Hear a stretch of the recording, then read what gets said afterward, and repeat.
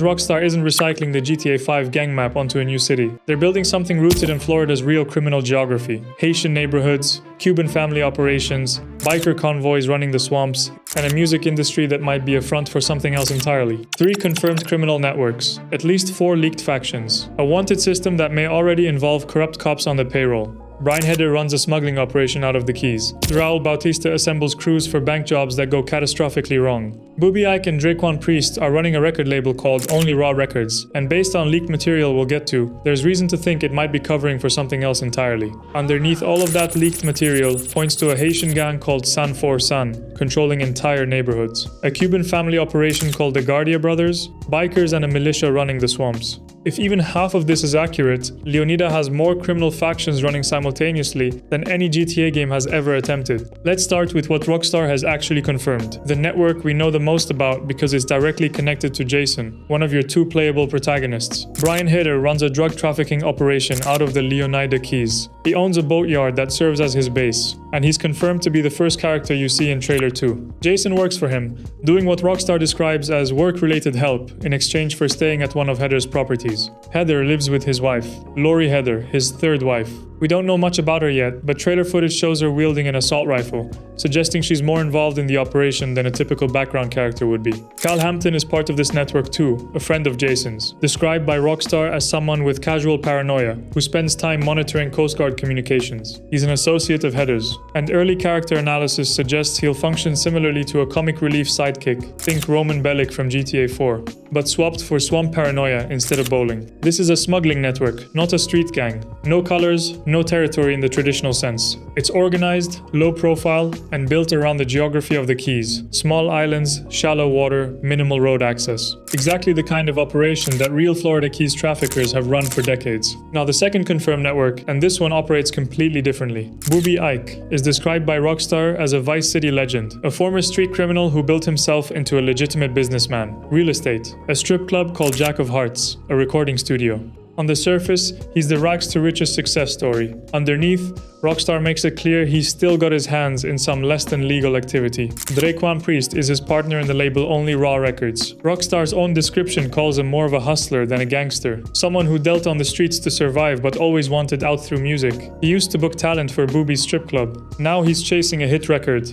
That hit record is supposed to come from the real Dimas, Bay, Lux, and Roxy, 2 high school friends who built a following through viral content and street smarts. They had one hit single 5 years ago with a local rapper called DWNPLY. Now Draquan has signed them, hoping to recreate that momentum. This is the network most likely to drive GTA 6's music and nightlife missions. It's less about turf and more about influence. Who controls the clubs, who controls the studios, who controls what gets heard. Multiple trailer analyses have connected this network to a deeper criminal element, first referenced in the September 2022 leak, suggesting Only Raw Records may function as a money laundering front, in addition to a legitimate label. Not officially confirmed, but the pattern fits Rockstar's established style legitimate businesses as criminal cover. Third, confirmed network. And this one is built around a very specific criminal specialty. Raul Bautista is described by Rockstar as a seasoned bank robber. Someone, in their own words, always on the hunt for talent, ready to take the risks that bring the biggest rewards. Confident, charming, reckless. The kind of operator who raises the stakes with every job. Trailer 2 shows Raul involved in a shootout alongside Jason and Lucia, strongly suggesting he's the character who recruits them into a major heist. There's also a Fast 5 style clip in the trailer of a heavy-duty truck dragging a bank vault through the streets, widely believed to be Raul's work. This isn't a gang in the traditional sense either.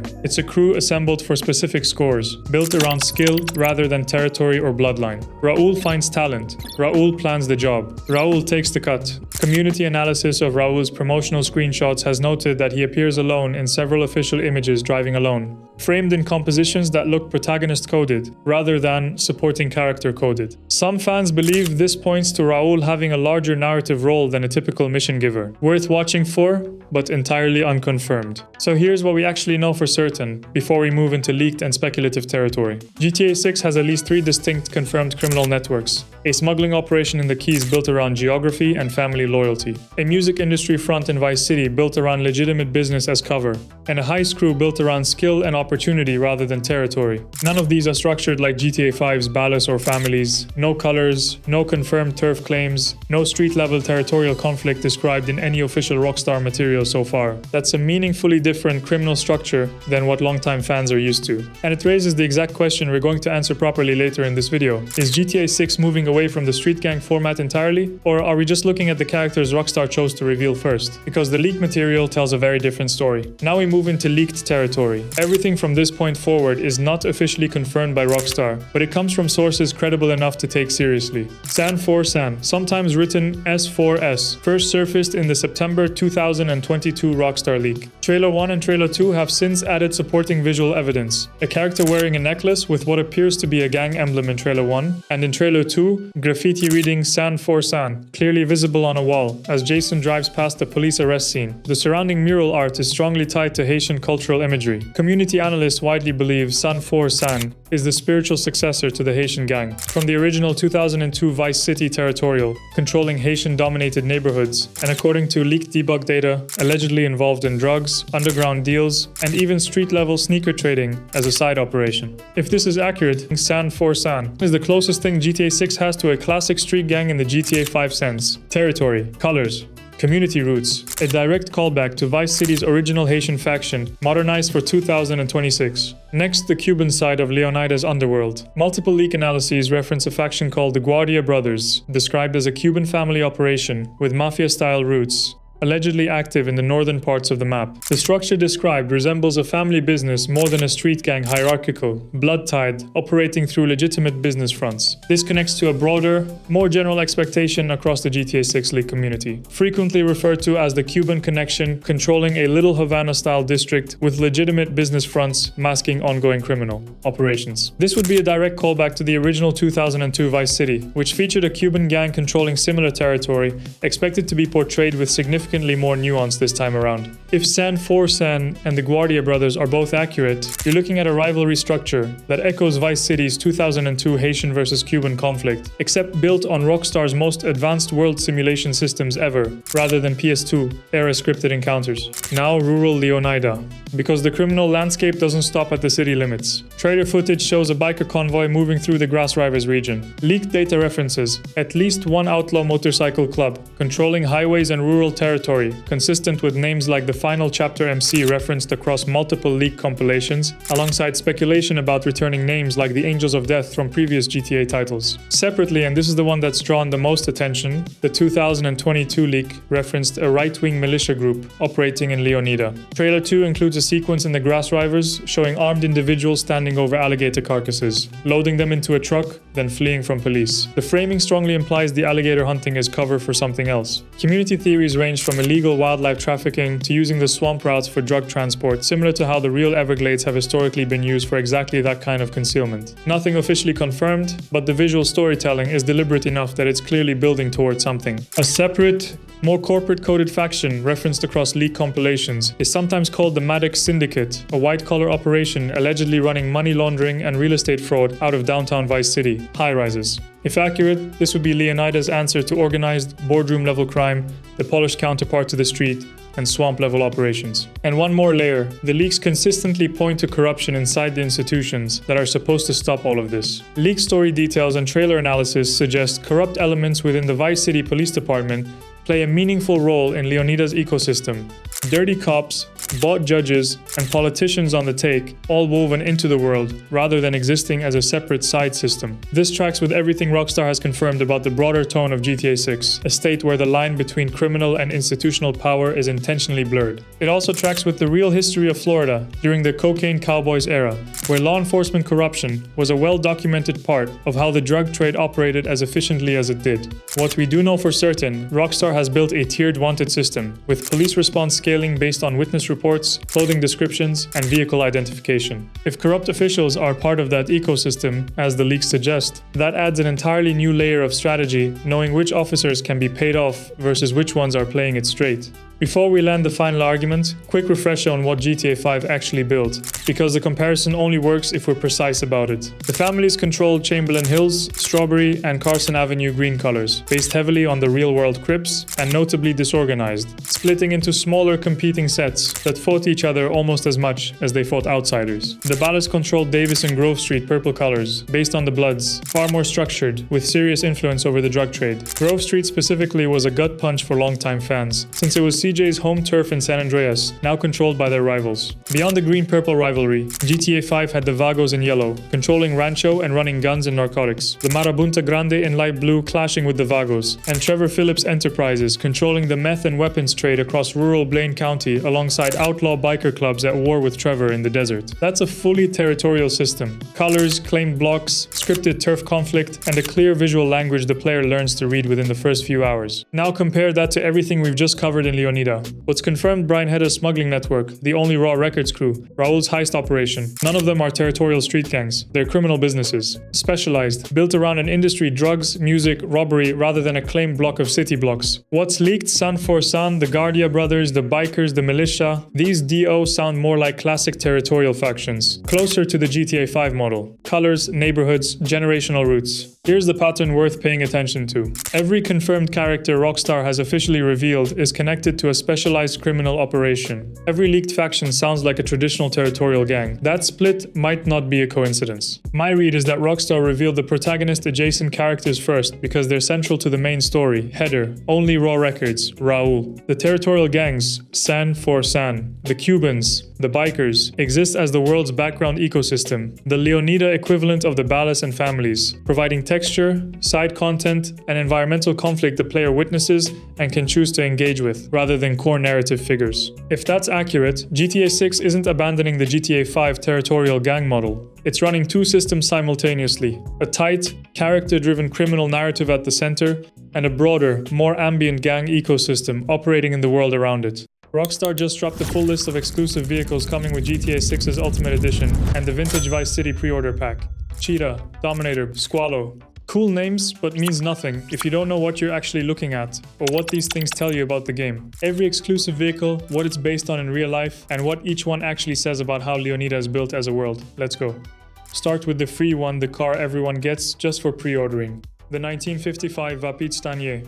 Classic two-door, white wall tires, yellow and white two-tone paint. Comes with a garage in Ocean Beach and has a built-in weapon locker and a secret compartment for storing stolen goods. Real life? This is basically a 1955 Chevrolet Bel Air. One of the most recognizable American cars ever, made the kind of thing you'd see outside a 1950s diner.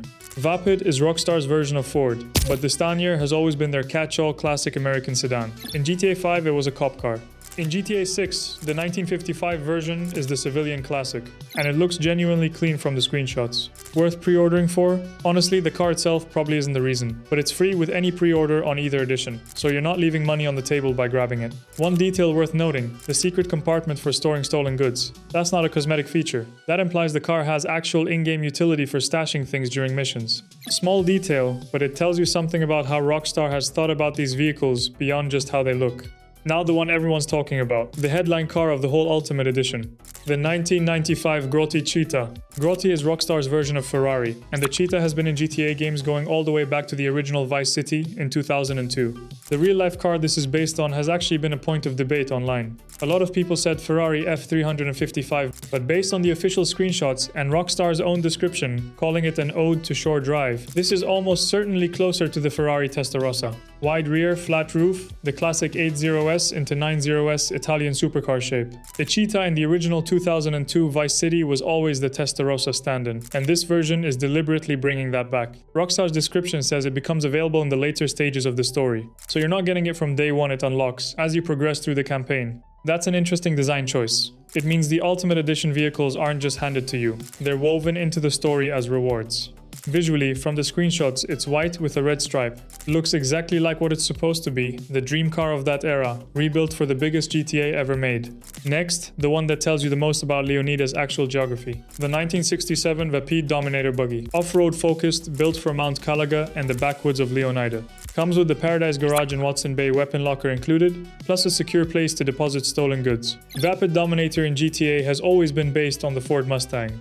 The 1967 Mustang is one of the most iconic muscle cars ever built. But the buggy variant means Rockstar has taken that base and turned it into a proper off-road build, lifted suspension, off-road tires, the kind of thing you'd see in a Baja racing setup rather than a drag strip. There's a crew in the game called the Mud Club, referenced specifically in Dominator Buggy screenshots, who are obsessed with trucks and off-road racing. The buggy is your ticket into that world. And here's the detail that stood out to me in the screenshots. Mud deformation, grime building up naturally on the bumper, dust on the tires and doors, mud splatter on the windshield that leaves dirty marks when you use the wipers. That level of detail for a vehicle that most players probably won't spend their whole game in. It tells you something about how obsessive Rockstar has been with the finer things. Dinka Enduro motorcycle and Crest kayak. These two come as a pair at Jason's safe house. The Dinka Enduro Army Fatigue colored green military-styled off-road motorcycle. Dinka is Rockstar's Honda. An Enduro is a proper off-road bike, road legal but built for rough terrain. Think Honda CRF or similar. Not a cruiser, not a street bike. Something you'd actually take through the Leonida Keys waterways or up into the Mount Calaga trails. The Crest kayak comes with it, orange. Stored at Jason's safe house. A kayak in GTA, that's new. And this is where it gets interesting. Leonida's geography is full of waterways and channels that a normal boat can't reach, the Keys especially. A kayak gives you access to areas that would otherwise be inaccessible, which suggests Rockstar has actually built those smaller waterways as real explorable spaces rather than just background detail. Both of these are lifestyle additions more than performance vehicles, but they're telling you what Leonida actually looks like, a place where off-road bikes and kayaks make sense alongside supercars and speedboats. Now the most interesting vehicle in the whole package from a world-building standpoint, the Shih Tzu Squalo. Gradient pink and blue paint, docked at Washington Beach, comes with an explosives-laden weapons crate on board. Shih Tzu is Rockstar's Kawasaki, usually associated with fast, aggressive watercraft. The Squalo name has been in GTA games before as a high-speed speedboat. But here's what's new about this one. Rockstar's official description specifically mentions casting in Gambit Bay and reeling in catches of all sorts. There's also scuba gear visible in the screenshots on the same boat. Fishing in GTA for the first time. That single line in the description opens up a whole chain of things. An inventory system that can hold fish, potentially cooking or selling mechanics, underwater exploration with the scuba gear. This isn't just a boat. It's Rockstar signaling that GTA 6 is building proper outdoor activity systems the same way Red Dead Redemption 2 did. And then there are screenshots of Jason and Lucia and the Squalo getting chased by a police boat and a helicopter simultaneously. So it's not just for fishing. It's a proper combat vehicle too, which is why the weapons crate with explosives is built in. A boat that fishes, dives and gets into firefights. One more technically not a separate vehicle but worth covering. The Vapid Ganado is Jason's pickup truck, his personal vehicle that he has from the start of the game. The Ultimate Edition gives you an exclusive retro mod kit for it, cap spoiler, rear aerials, a special livery, essentially turning his worn-in pickup into a classic lowrider adjacent build. Vapid Ganado is based on the Ford F-Series, the most common truck in America. The fact that Jason drives a beat-up pickup as his personal vehicle says everything about his character. He's not living flashy, he's working. The Retro Build mod kit is your chance to make it actually look good while keeping that character-accurate feel. So that's every confirmed exclusive vehicle in GTA 6 right now. The Stanier is a clean classic and it's free. The Cheetah is the obvious standout, the Ferrari Testarossa throwback that Vice City fans have been waiting for since 2002. The Dominator Buggy is the off-road muscle car that fills a gap no GTA has properly addressed before. The Enduro and Kayak offer exploration in the smaller parts of the map.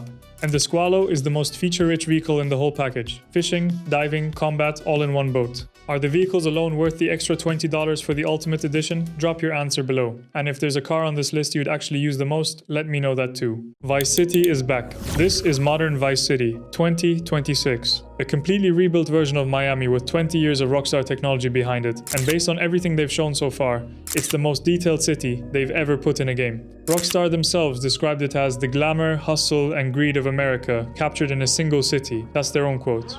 And from the trailers, the screenshots, and everything that's come out since pre-orders opened, they might actually be telling the truth this time. This video covers every confirmed location, every confirmed region, the real-world places Rockstar based each one on, and what the community has pieced together beyond that. Before we get into Vice City specifically, you need to understand what Leonida actually is. Because Vice City is not the whole map, it's part of the map. GTA 6 is set in the fictional state of Leonida, Rockstar's version of Florida.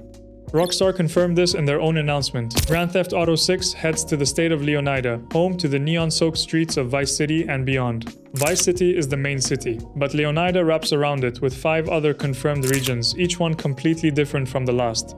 The 6 confirmed regions are Vice City, the Leonida Keys, the Grass Rivers, Port Gellhorn, Ambrosia, and Mount Calaga National Park. Rockstar released official descriptions for all 6 alongside the pre-order announcement.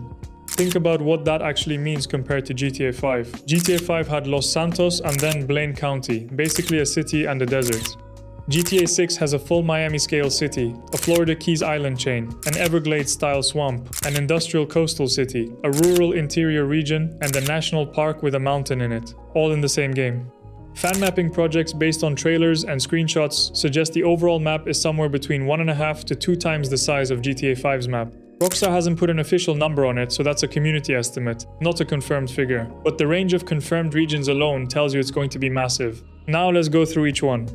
Vice City is where the game lives. It's where Jason and Lucia operate, where most of the confirmed story content is set, and based on the trailers, where Rockstar has put most of its detail work. Rockstar's official description of the city. We're a long way from the 80s, but Vice City is still the sun and fun capital of America.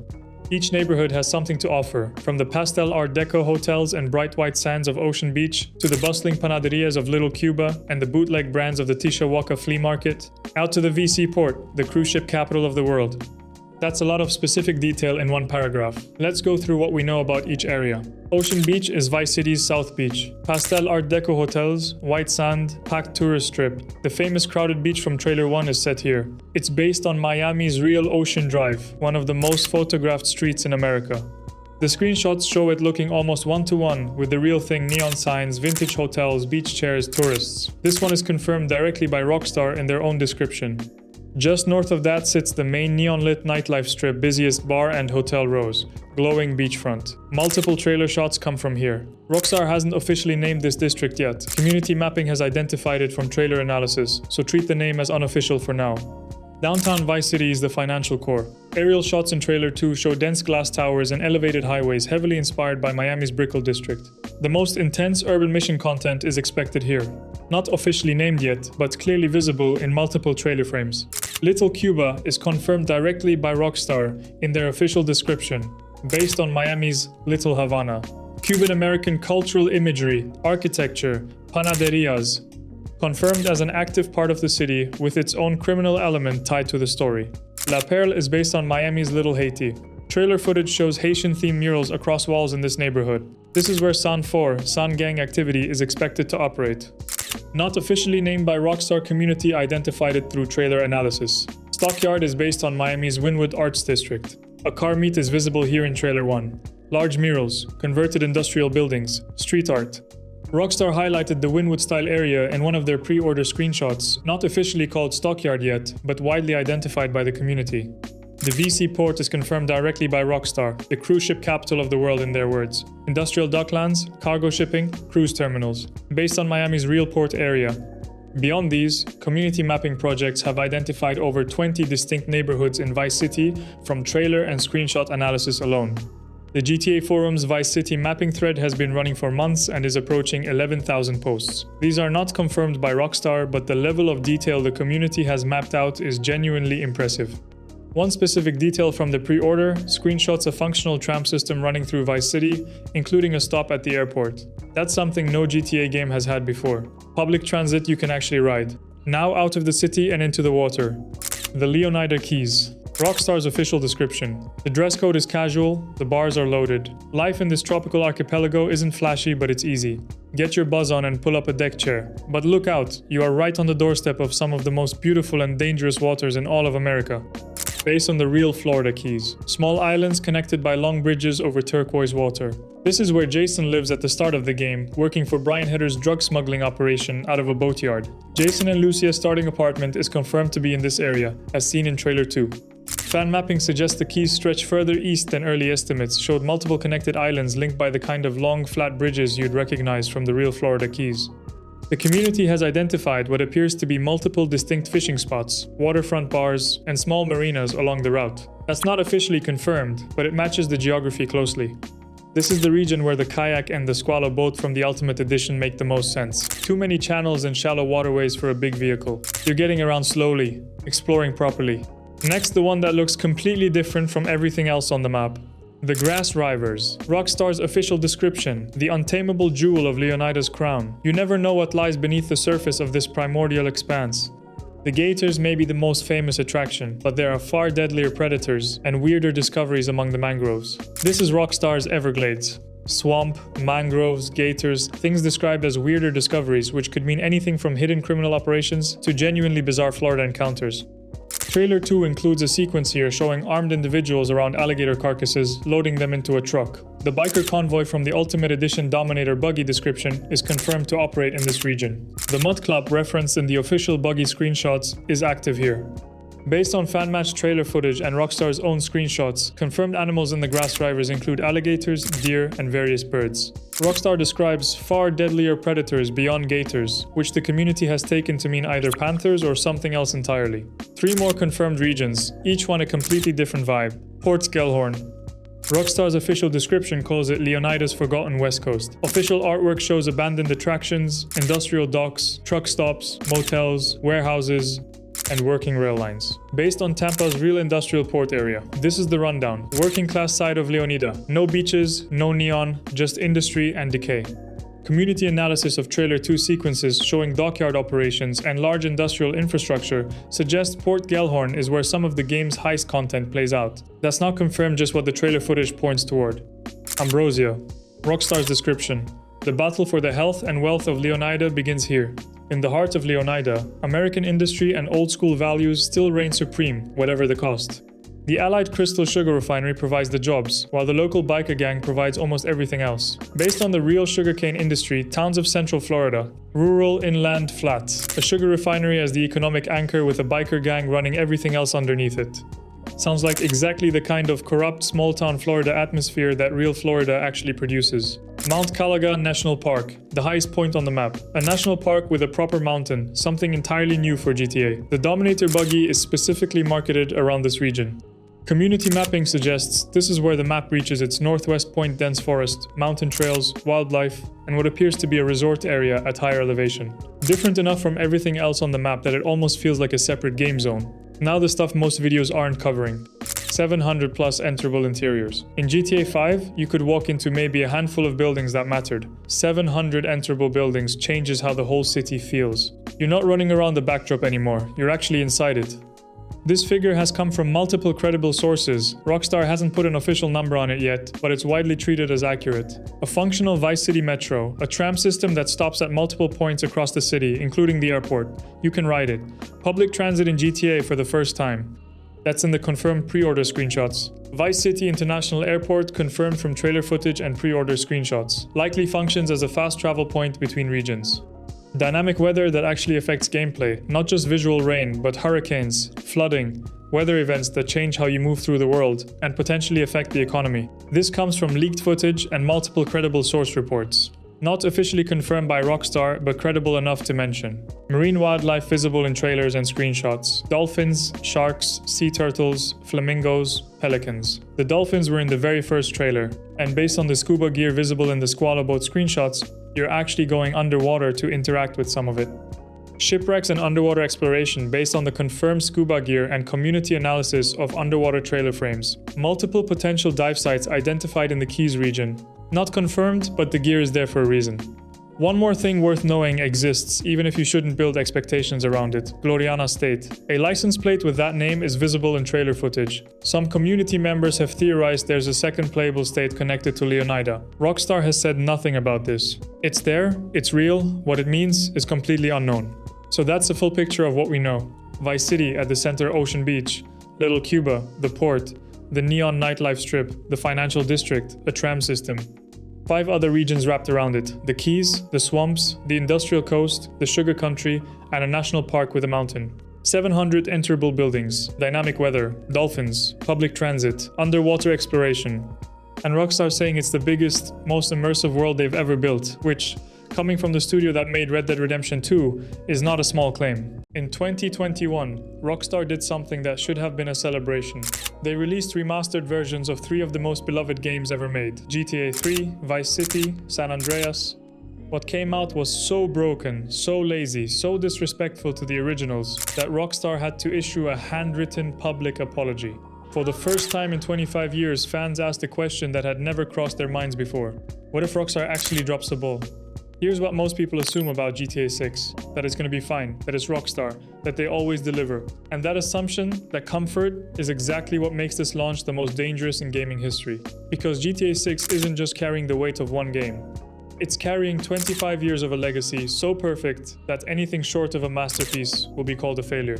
It's carrying Take-Two's entire financial future, billions of dollars in projected revenue that disappears if this game underperforms. It's carrying a culture war about whether Rockstar has gone soft and whether the franchise that made its name by offending everyone has been quietly defanged. And it's carrying a question that nobody inside Rockstar can answer yet. Can they actually do this without the man who wrote every single GTA game, without exception, until now? We're gonna go through all of it. The legacy trap, the financial pressure, the expectation problem, the woke debate, and the one internal change at Rockstar that nobody is talking about loudly enough. Because by the end of this video, you're gonna understand why November 19th isn't just a release date. It's a verdict. Before we go further, quick question. Do you actually think GTA 6 can carry everything that's riding on it right now?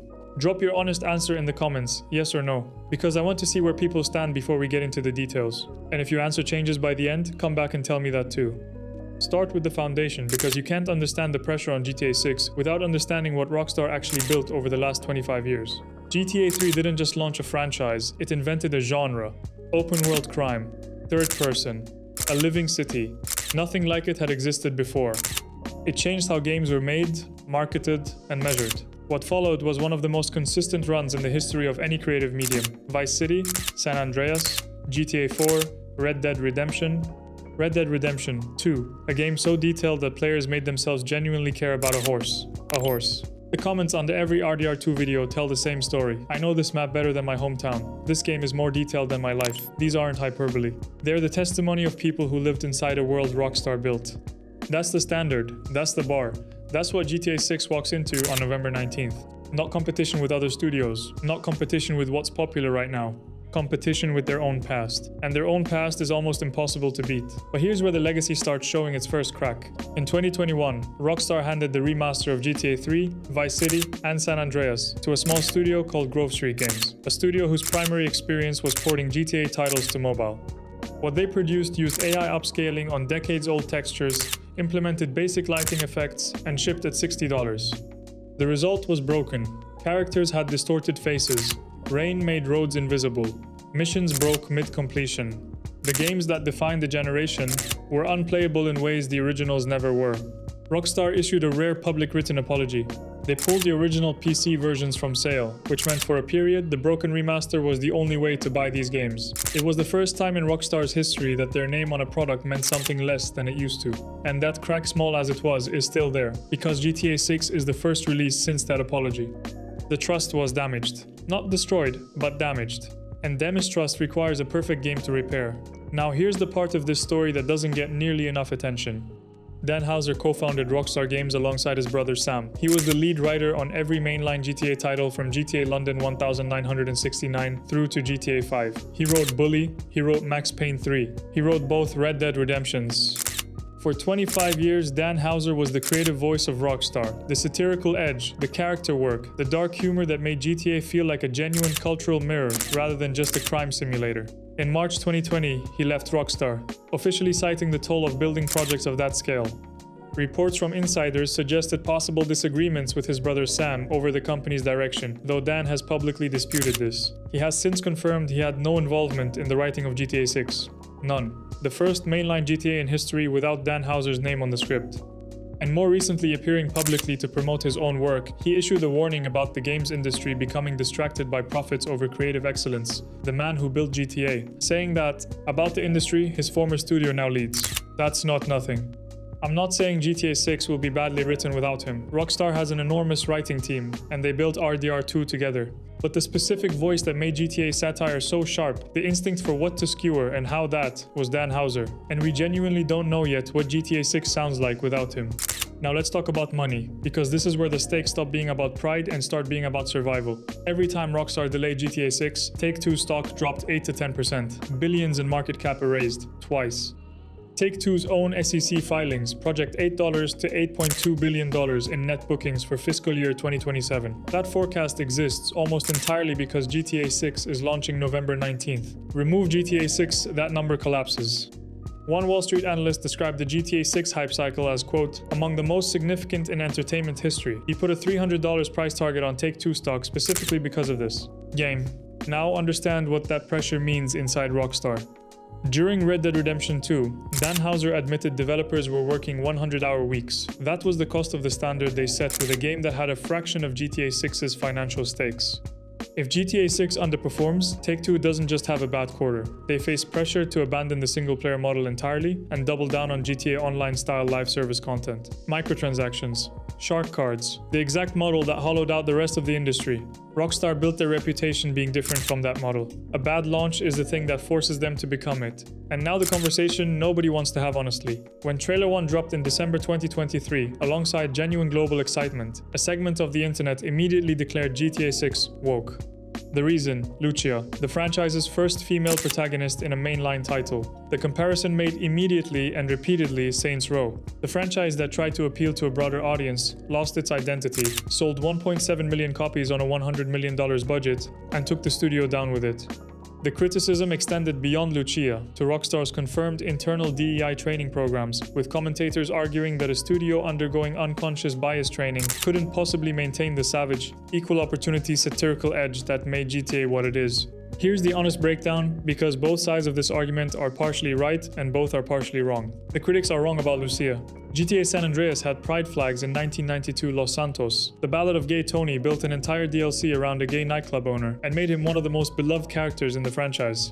The original GTA had playable female characters. Diversity in GTA is not new. It has never been new. The people calling Lucia a sign of ideological capture have not been paying attention. But the critics have a legitimate concern underneath the bad argument. Dan Houser built GTA's satire on the principle of skewering everyone equally.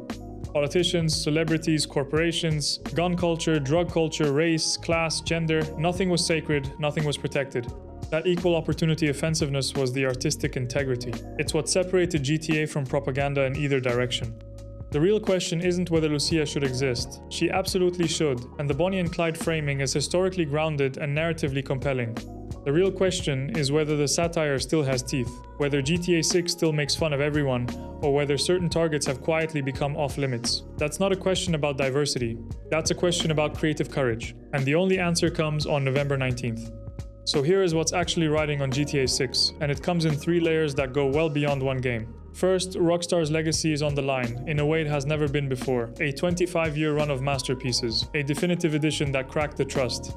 A handwritten apology that bought goodwill, but didn't erase the memory. The first GTA without Dan Houser's writing. All of that is context the audience is bringing into this game, whether Rockstar acknowledges it or not. One bad launch doesn't just damage GTA 6.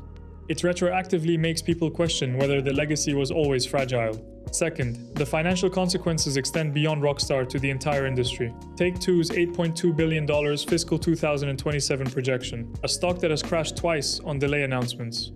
A live service pressure that's been held back specifically because GTA 6 is supposed to justify the single-player model one more time. If it underperforms, the industry doesn't wait to see what Rockstar does next. Publishers who are watching to see if ambitious single-player games still work get their answer.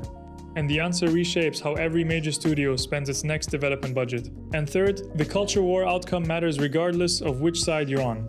If GTA 6 is brilliant and Lucia is a compelling protagonist, and the satire still has teeth, the woke ruins games argument takes a significant hit from the most commercially important game in history. If GTA 6 is bland, cautious, and pulls its punches, that argument gains ammunition that will be used against every ambitious game that follows. Neither outcome is neutral. The most watched launch in entertainment history lands either as proof that creative courage works, or as the case study used to justify playing it safe forever. Here's the bottom line. GTA 6 is not a normal game launch. It hasn't been for years. It's the convergence of a 25-year legacy that set the bar too high to clear easily. A creative foundation that lost its chief architect before the project began.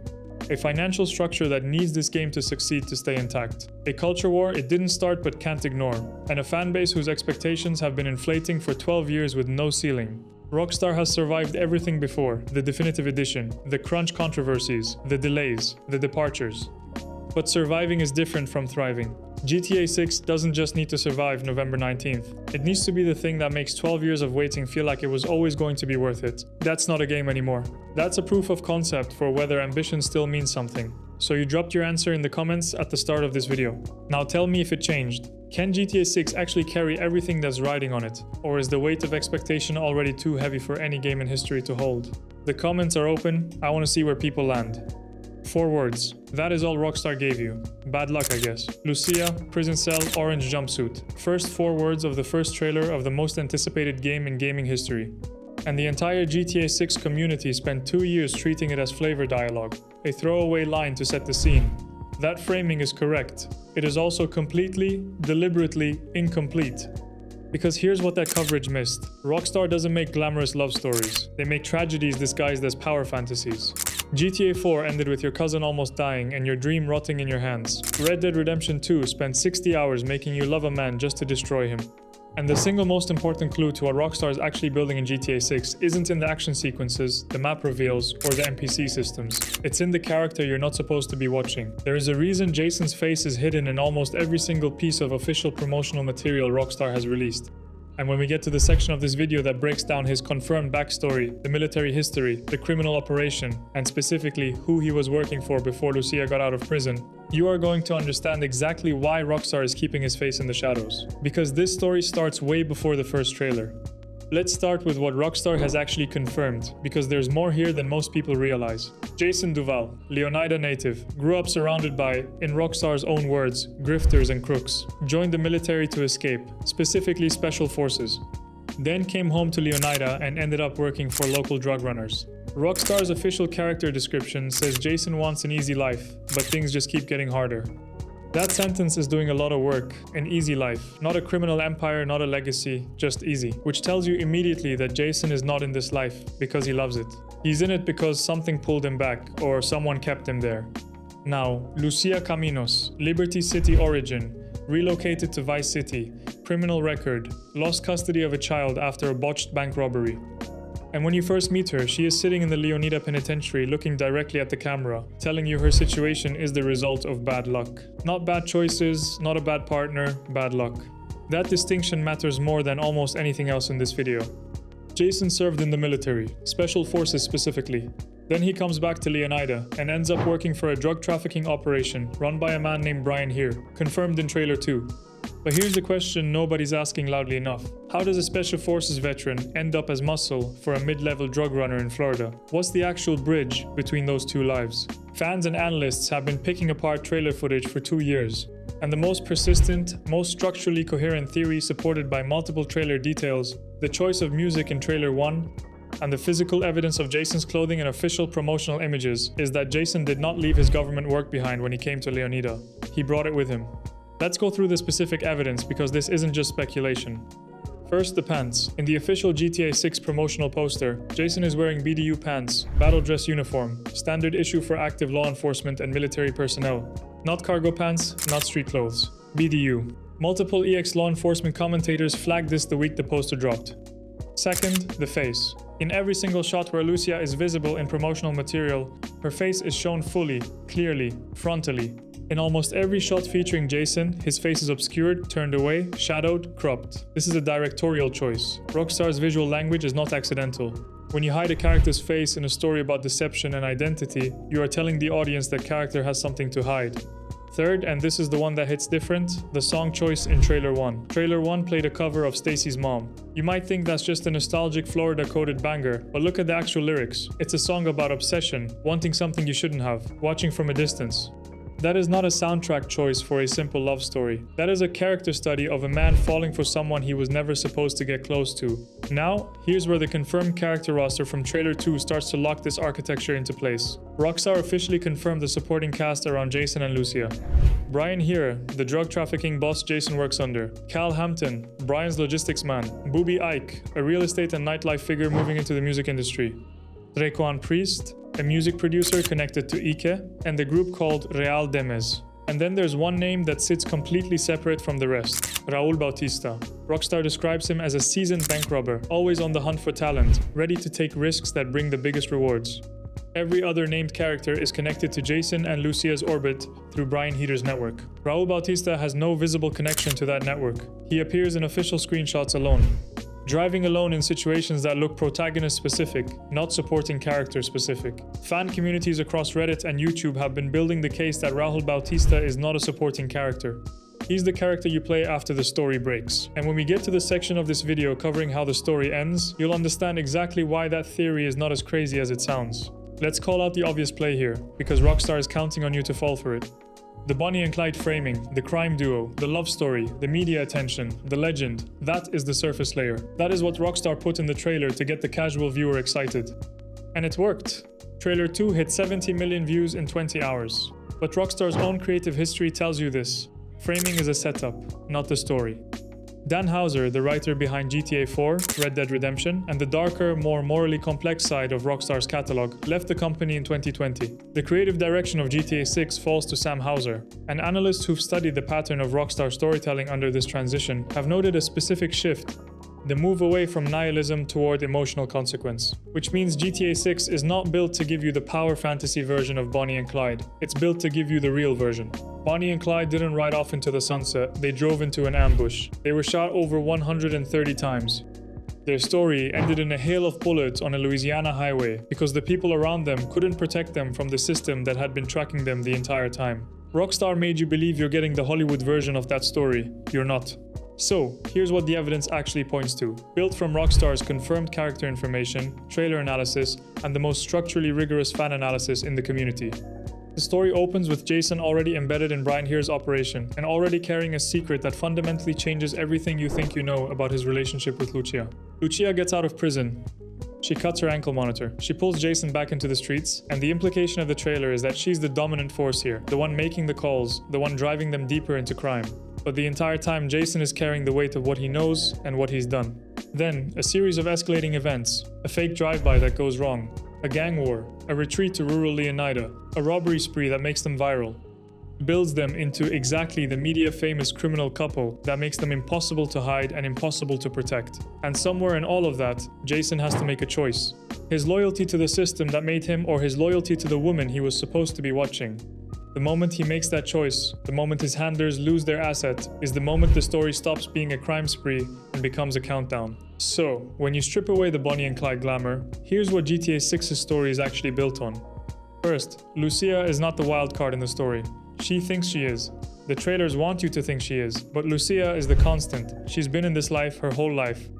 She's honest about what she is. The real wildcard is the man standing next to her, who has been living two lives simultaneously, and the story is about the moment that collapses.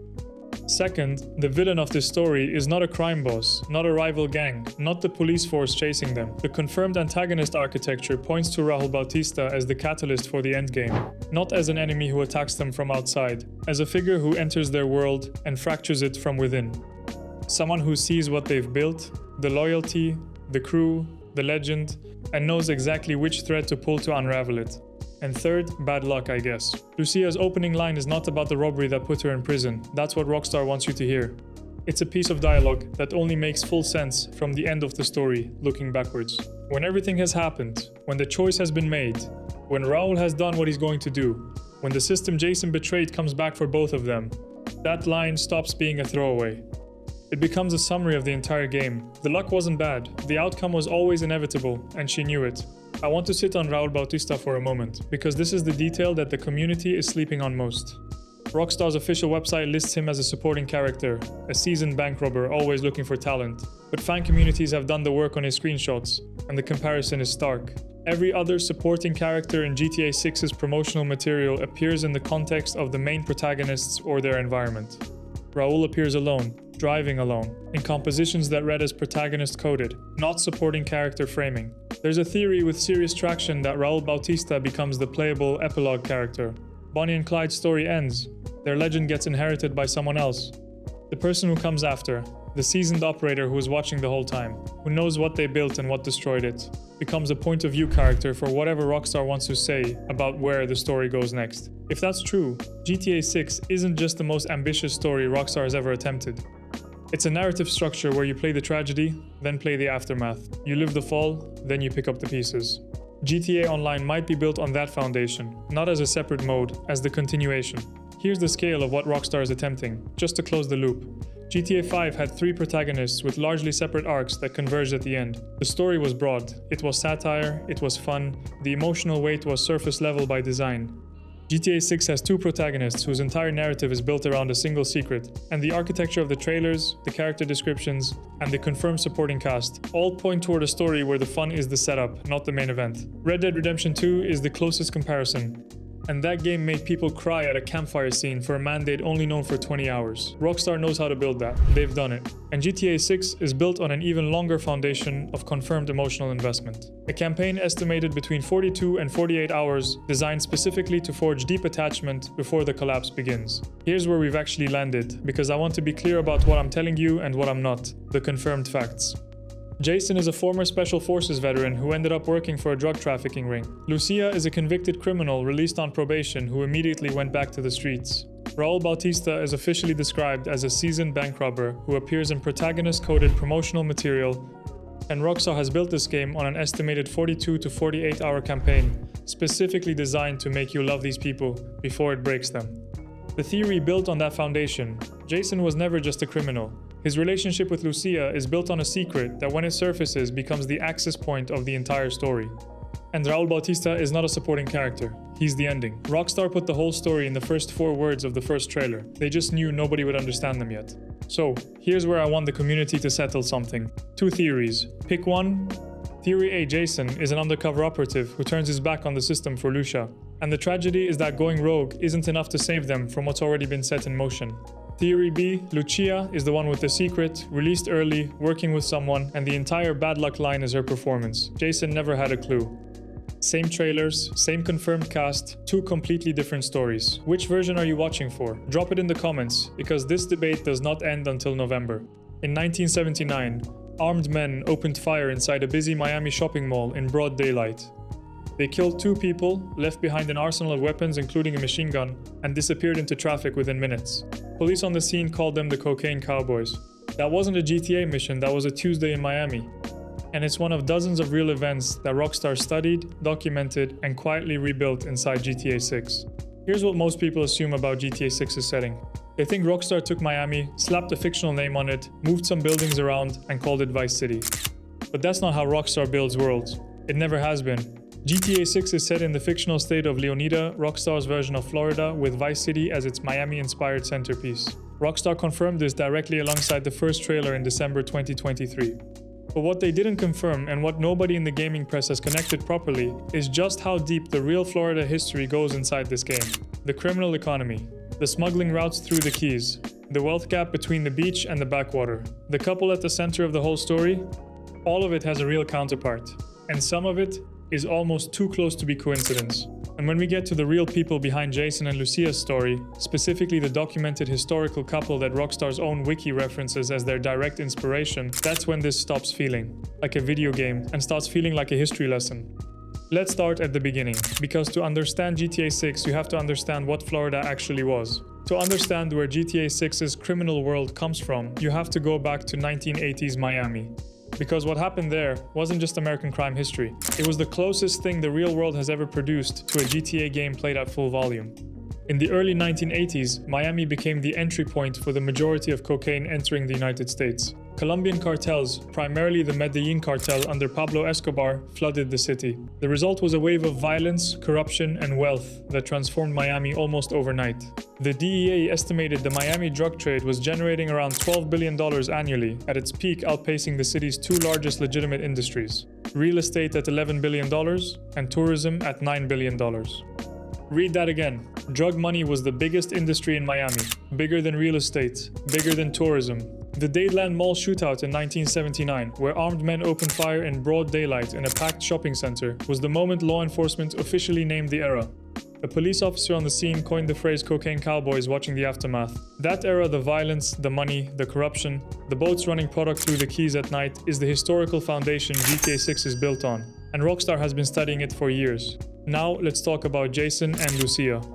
Rockstar officially confirmed that Jason Duval and Lucia Caminos are the 2 protagonists of GTA 6. Jason grew up around grifters and crooks, did a stint in the army, and ended up in the Leonida Keys working for local drug runners.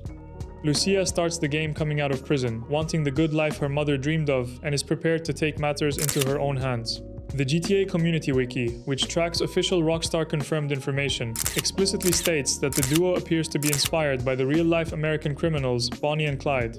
So who were they really? Bonnie Parker and Clyde Barrow ran a 21-month crime spree across the southern United States from 1932 to 1934. They robbed gas stations, restaurants, and small-town banks.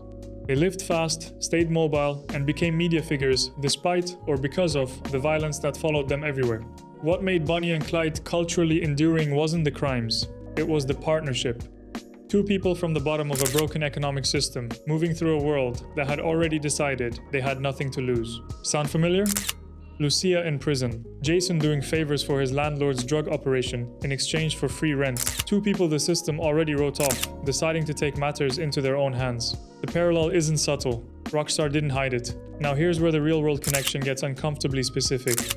Jason's confirmed backstory places him in the Leonida Keys Rockstar's version of the Florida Keys, working for a veteran drug smuggler named Brian Hader, who runs operations through a boatyard. The real Florida Keys were, and in many ways remain, one of the most active drug smuggling corridors in the United States. The geography is almost purpose-built for it, hundreds of small islands, shallow waterways, minimal road infrastructure, and a culture of boat ownership that makes vessel traffic nearly impossible to police comprehensively. During the Cocaine Cowboys era specifically, cigarette boats, high-speed fiberglass vessels ran product through the Keys at night, moving between the islands faster than Coast Guard cutters could respond. It was an entire criminal logistics network built on the geography of the place. Brian Hader, the veteran Keys smuggler, who gives Jason a place to stay in exchange for favors, runs operations through a boatyard, and uses others for risky work while keeping his own hands clean, reads almost exactly like a fictionalized version of the kind of career trafficker the real Keys produced during that era. I can't prove Rockstar based him on a specific individual, but the profile is so specific and so accurate to documented real-world Keys smuggling operations that calling it coincidence feels like a stretch. The boatyard, the Keys, the veteran keeping distance from the dirty work. That's not invented, that's researched. Let's talk about Vice City itself, because this is where the real-world detail becomes almost overwhelming. Rockstar described Vice City directly as the glamour, hustle, and greed of America, captured in a single city. They confirmed specific districts, including Ocean Beach, based on Miami Beach's Ocean Drive, Little Cuba, and Wynwood, based on Miami's Real Outdoor Art District. Ocean Drive in Real Miami is one of the most photographed streets in America. Art Deco hotels, neon signs, tourists, wealth on display. It's also historically been a place where enormous criminal money got laundered through nightlife businesses, hotels, and real estate during the cocaine era. Wynwood in Real Miami was a neglected warehouse district that transformed into one of the world's most famous street art destinations, a direct product of the same gentrification wave that reshaped Miami's wealth geography. Over the past 20 years, the game includes a version of the Kaseya Center, Miami's real NBA arena, home of the Miami Heat. Rockstar modeled specific buildings, including what fans have identified as a version of a real Treasure Tower penthouse in Miami Beach. This isn't inspired by Miami. This is Miami with the serial numbers filed off, building by building. So here's what the real history behind GTA 6 actually tells us, and it comes in 3 layers. First, the criminal world is documented, not invented. The Cocaine Cowboys era, the Keys smuggling routes, the boatyard operations, the money laundering through legitimate businesses, all of it is verified historical record. Rockstar didn't write a crime story. They found one that already existed and rebuilt it inside a game engine. Jason's life in the Keys isn't fiction. It's a fictionalized version of a documented criminal ecosystem that the DEA spent decades trying to dismantle. Second, the protagonists are rooted in real American criminal mythology. Bonnie and Clyde are the direct stated inspiration for Jason and Lucia. And what made the real Bonnie and Clyde resonate wasn't the violence, it was the economic context. 2 people from the bottom of a Great Depression, America, with nothing left to lose. Rockstar transplanted that exact template into 2020's Florida, where the wealth gap, the housing crisis, and the grinding reality of life at the bottom of the economy make the same emotional logic work for a completely new generation. And third, Vice City is a documented place with a documented history, not a fictional backdrop. Ocean Drive, Wynwood, the Florida Keys Corridor, the Everglades, the Kaseya Center. These are real places with real histories that Rockstar studied, visited, and rebuilt with a level of accuracy that the official map comparisons make impossible to deny. My read on this is that Rockstar's goal with GTA 6 was never to make a fictional Florida. It was to make the real Florida and then turn the satire dial up just enough to avoid a lawsuit. Here's why all of this context changes how you experience GTA 6. When you drive through the Keys running product for Brian Hader, you're not doing a fictional mission. You're doing a digital recreation of something that happened in that exact geography. on those exact waterways, within living memory of people who still live there. When Lucia comes out of prison, wanting the good life, you're watching the 2020s version of Bonnie Parker, a woman the system already decided didn't deserve a fair shot, making her own calculation about what's left to lose. And when Vice City sprawls out in front of you, the neon, the wealth, the beach culture, the inequality, 20 minutes inland, you're not looking at a game world. You're looking at Miami, the real one, with everything Rockstar learned from studying it built into every corner. Rockstar's own official description of Vice City, the glamour, hustle, and greed of America captured in a single city. They weren't being poetic, they were being precise. Here's the bottom line. GTA 6 is not a fictional game set in a fictional Florida. It is a satirical reconstruction of a real place, a real criminal history, and a real cultural moment built by a studio that spent years researching the source material before writing a single line of code. The Dadeland Mall shootout, the key smuggling routes, Bonnie and Clyde, Ocean Drive, Wynwood, the cigarette boats running at night, all of it real, all of it inside the game. And when you know that going in the world, Rockstar built lands completely differently. So here's what I want to know in the comments. Is there a real Florida event, a real person, or a real place you think Rockstar put in GTA 6 that I didn't cover here? Because I genuinely think we've only scratched the surface of how deep the real world research goes in this game, and I want to hear what you found. Drop it below.